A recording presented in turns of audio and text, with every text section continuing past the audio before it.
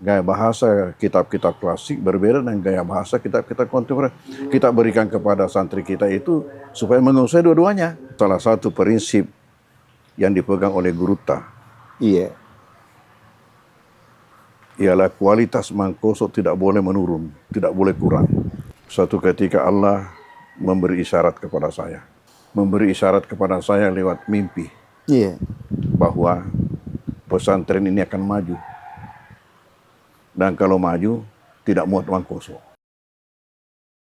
Kita bersama pimpinan Pondok Pesantren DDI Mangkoso Baru, Profesor Dr. Haji Farid Wajidi, MA.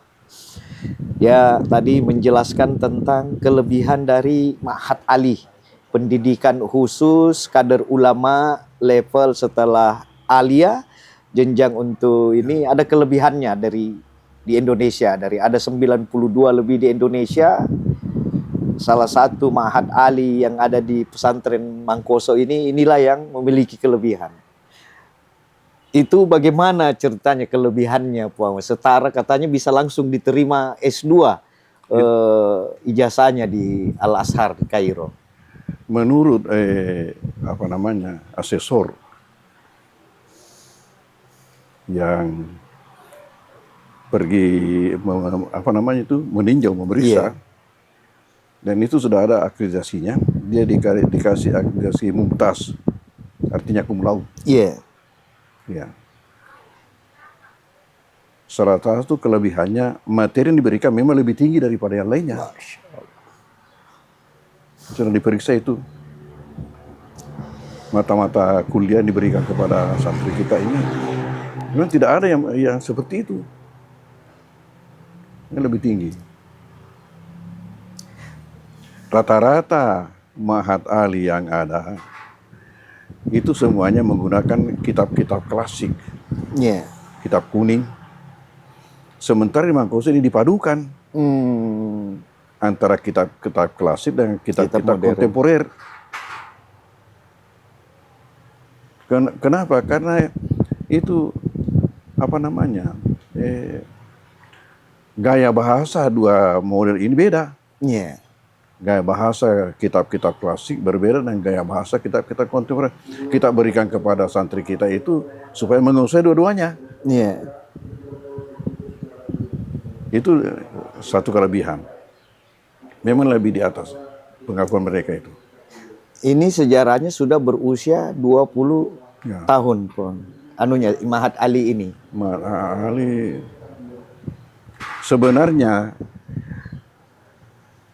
yang usianya itu nanti tahun 18 baru mulai dibesarkan. Sebenarnya awalnya itu saja saya datang, hanya belum resmi waktu itu. Belum resmi ya Ma'had Ali tadi. Sejak saya datang langsung pengajian yang di masjid yang saya hadapi memang hanya untuk tingkat mahasiswa. Jadi itu sebenarnya Ma'had Ali.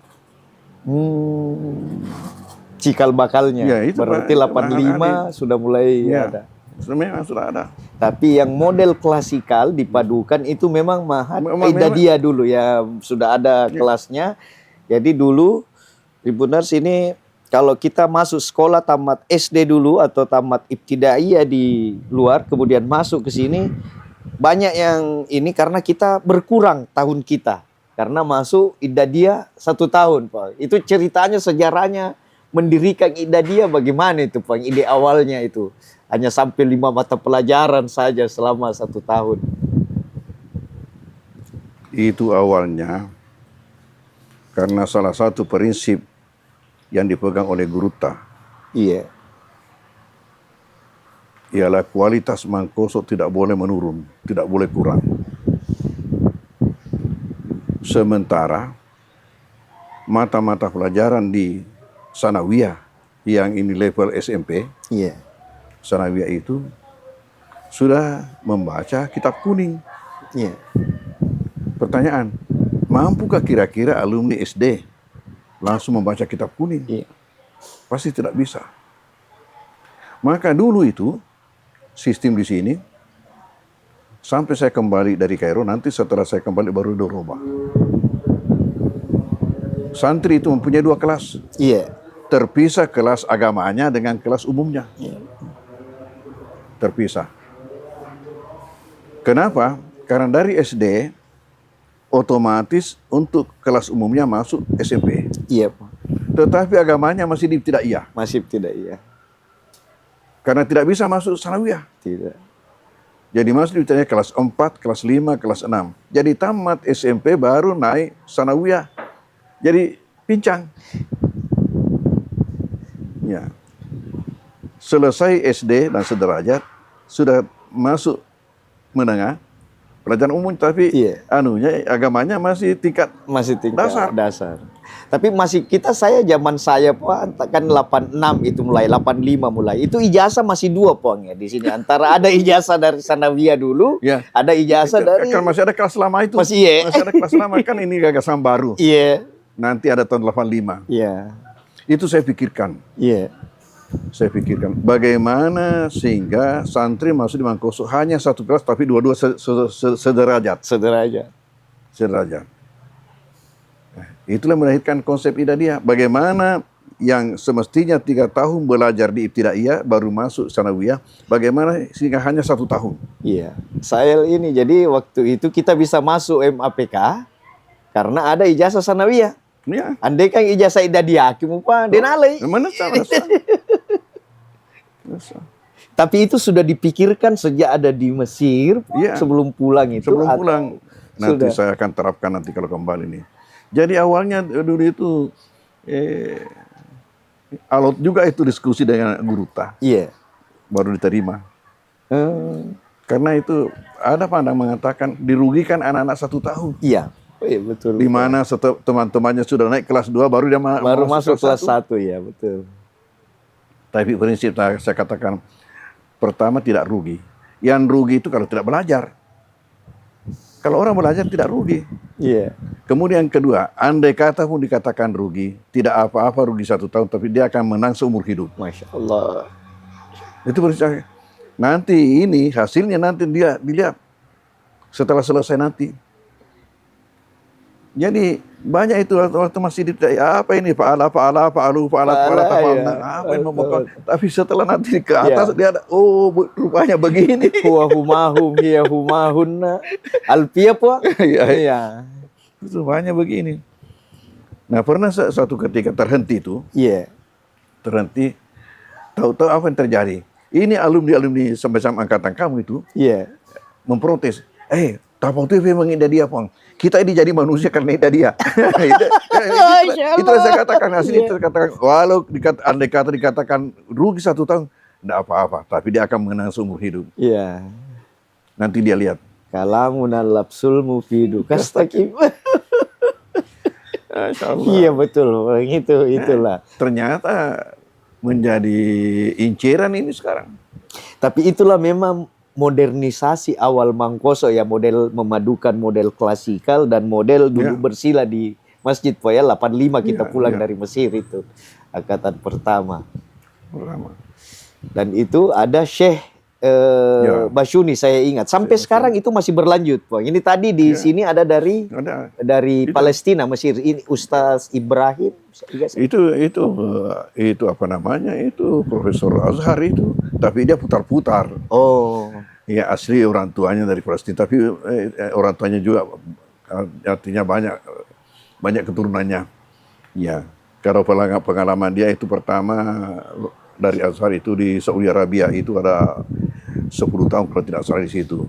Baru ke Malaysia. Di Malaysia 25 tahun. Masya Allah. Oh berarti semua Melayu, Pong. Dia katanya, saya ini selalu bergaul dengan bahasa Arab saja di sana di Malaysia. Karena hanya di tingkat perguruan tinggi dan yang dihadapi itu memang hanya berbahasa Arab. Jadi ada paham sedikit-sedikit. Ibrahim Saki As-Sami. Ya, Salah Ibrahim. Salah Zaki Ibrahim. Zaki Ibrahim. Profesor Qiraah Sab'ah. Ya. Masya Allah. Dan ini setiap saat di DDI Mangkoso ini masih ada syekh-syekh begitu yang datang, Pak. Rutin. Kira-kira. Nah, terus untuk tanah wakaf, Pak, bagaimana anunya itu untuk pengembangan pesantren yang menjadi terbesar di Indonesia Timur nanti? Kita terima Nah, ceritanya waktu saya datang, Iya. kan waktu itu hanya di sini, sekitar ini, Iya. sekitar ini. Jadi santri-santri laki-laki ada pondok-pondok di belakang. Selain daripada itu juga di rumah-rumah masyarakat, di kolom-kolomnya itu dibuat jadi asrama mereka. Saya datang, suatu ketika Allah memberi isyarat kepada saya. Memberi isyarat kepada saya lewat mimpi Iya. bahwa pesantren ini akan maju. Dan kalau maju, tidak muat uang kosong. Sehingga ketika itu apa yang saya lakukan? Saya pergi menghadap bupati, menyampaikan hal itu. Andi Sultan waktu itu, Pak. Ya, Iya. Mansur Sultan. Mansur Sultan.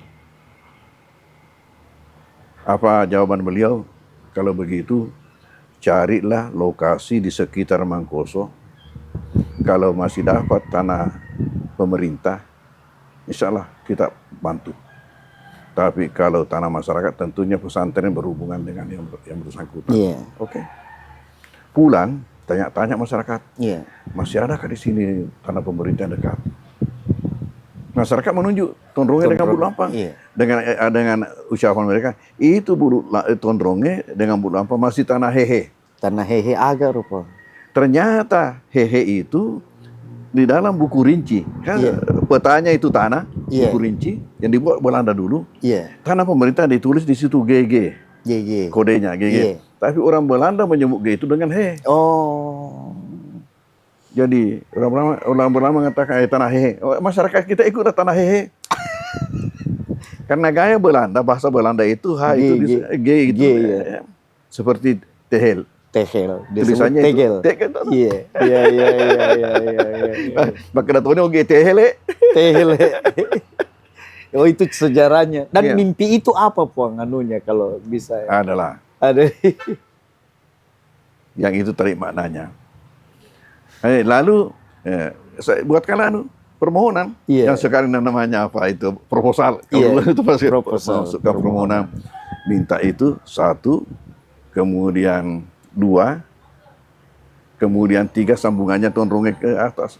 Paceke. Oh iya. Jadi bersambungan. Ya itu yang sekarang kelot yang dipakai. Jadi benar-benar kita garap 2.1. Iya. Datanglah beliau itu meletakkan batu pertama. Pak Mansur Suka Sultan. masuk. Datanglah meletakkan batu pertama bersama-sama dengan pejabat-pejabat baru. Dan itu ada peristiwa ketika itu, ya unik juga. Diletakkan pada hari Jumat bertepatan dengan 1 Muharram. Oh. Di mana masyarakat kita masih memahami sebagian besar 1 Muharram itu nakase. Nakes, iya. Hari nakase. Ya, hari celaka. Ini pesantren kok. Kenapa ini? Justru kita mau mematahkan pandangan itu bahwa sebenarnya hari itu buat orang muslim adalah hari berkah. Hari berkah. Itu nakase buat orang kafir, bukan buat kita. Sampai ada yang mengancam, hati-hati kok nanti itu setiap tahun ada korbannya. Iya. Istilahnya katu matu na cerak na setungkat na Ceraki, cerak. iya. Tapi alhamdulillah apa yang terjadi? Ya, setiap tahun ada kurbannya. Mereka berkurban kalau setiap hari raya. Hari raya. Dan tidak sedikit, lebih 10 ekor. Bapak, alhamdulillah. Itulah berkah aduhnya. Dan awalnya semua santri karena masih kelas dulu, belum ada ditempatkan di rumah penduduk. Di rumah penduduk. Masya Allah. Dan itu karena penduduk ini berjiwa pesantren semua, tidak ada yang namanya sewa menyewa. Tinggal saja di situ. Ya. Sampai langkah kedua, diupayakanlah untuk masing-masing santri mengupayakan pondok-pondok sendiri-sendiri. Alhamdulillah. Ya, Itulah. Wakaf. Itulah pondok-pondok macam-macam. Macam-macam Ada besar rumah, sesuai dengan kemampuan orang tuanya Saya itu. ukuran orang tua, Pak, itu ukuran 5 kali 5, Pak. Gardu-gardu, kurak gardu ya. Telu ki. Ya, ada yang kecil sekali sampai waktu penamatan pertama tahun 87 Iya. di Tondronge ada tamu masuk di salah satu pondok santri itu kan dikiranya WC karena kecilnya. Dikira sih. Dia mau kencing, ternyata itu pondok santri. Ya, itu langkah kedua. Langkah ketiga, bagaimana pondok-pondok ini disatukan menjadi menjadi asrama besar. Iya. Itu langkah ketiga. Nah, langkah keempat sudah membuat sendirian Asrama. ya. Kemudian sesudah itu prosesnya membangun dengan bangunan permanen. Jadi sekarang setiap membangun sudah berapa tahun ini selalu permanen. Jadi kita saksikan nanti itu di sana. Masya Allah. Alhamdulillah. Ya, baik di sini maupun yang di kampus Putri. Jumlah total santri sekarang di pondok kita dari Idadiyah, Ibtidaiyah, Ali dan lebih 4.000. 4.000, Masya Allah. Lebih 4.000. Dan masih dari seluruh Indonesia, Pong, Kalimantan. Macam-macam ya. Iya. Macam-macam. Tadi kita ada cerita, Pong, bahwa kenapa mudah membangun lapangan kereta api di jalan rel kereta api di Barru. Tadi kita cerita tentang bahwa ada kelebihan karena Guru Tak diminta oleh Bupati dulu, kalau saya tidak salah Andi Rum itu, Bau Rum itu meminta untuk meyakinkan masyarakat mempermudah pembangunannya. Bagaimana itu dengan apa namanya? Dengan pertama tadi itu bahwa mereka ini dimotivasi dengan makna daripada nama baru sendiri. Iya. Dari situ bertolak dimotivasi. Nama itu tidak ada di surah apa itu disebutkan? Innamal barru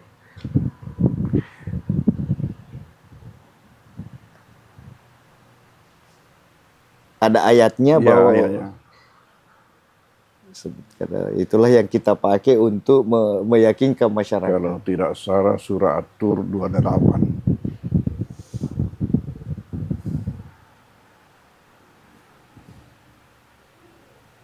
Innahu huwal baru. Sebenarnya itu sifat Tuhan. Bahwasanya dia itu, innahu, hu itu huwa. Al-Baru Ar-Rahim. Maha suka melakukan kebaikan, lagi maha penyayang. Kebetulan nama kabupaten ini baru. Iya. Nah, dengan itulah kita motivasi rakyat. Ada 560 kabupaten di Indonesia. Tidak ada yang punya nama dalam Al-Quran. Dalam Al-Quran. Kecuali baru. Itulah. Nah, kebetulan namanya bagus, artinya bagus. Nah, dengan itulah dijadikan kesempatan untuk memotivasi masyarakat. Alhamdulillah jalan rel lebih cepat.